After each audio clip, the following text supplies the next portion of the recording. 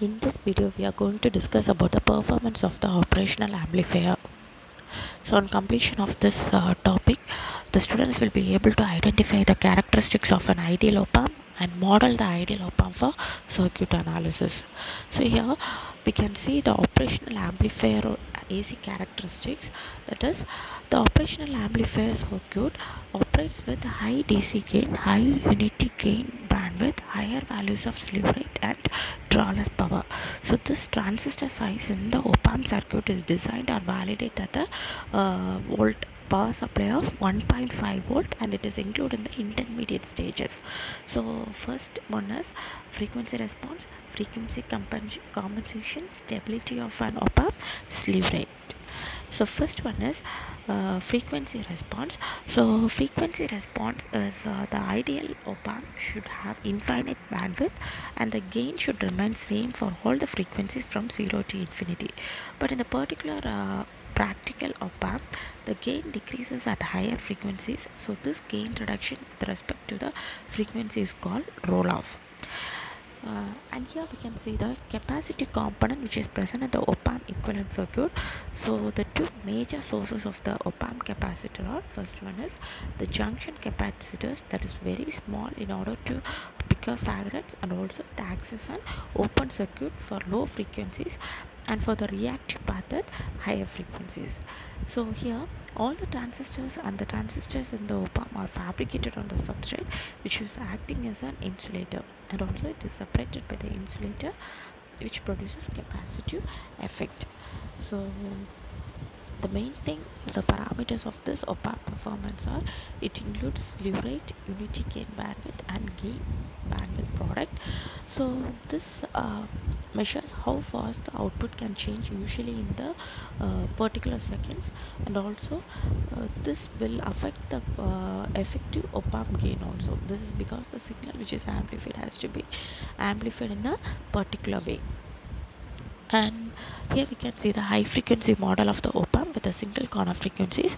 So at higher frequencies, this capacitor will be reducing the op-amp gain, and the major use of this op-amp is it can be used as a voltage amplifiers, which can be broadly divided into non-inverting and inverting amplifiers.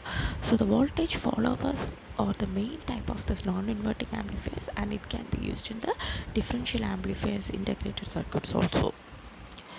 And the major things, the following observation that can be used from the above equations are, its frequency can be less than 1 and the magnitude is 20 log UL.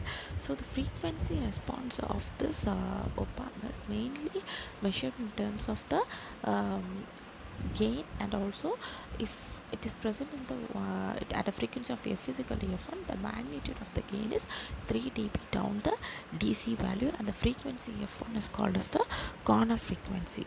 So if it is greater than f1 means, then it will be having the roll off, that is the rate is minus 20 dB or minus 6 dB. So here the frequency response of the op-amp in open loop configuration, this gain of the op-amp is not constant, and also it varies in the frequency, and the product of the gain and frequency remains constant until this frequency, that is unity gain frequency for the op-amp is having the higher product, which is, we call it as gain bandwidth. And this one is the magnitude response or the phase response. So at a particular input frequency, open loop gain A is unity and the gain in the dB is 0. This we call as the unity gain bandwidth. And the rise time here we are denoted as 10 to 90 percentage, and the frequency compensation is to modify the gain of the frequency response of operational amplifier by providing the positive phase margin, which we call it as frequency compensation.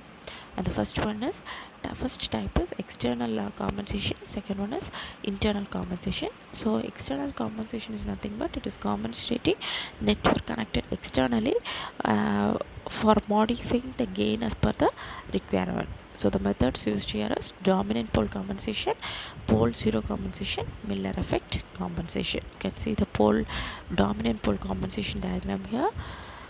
So these are the possible questions for the performance of the operational amplifier. Explain the negative and the positive power supply.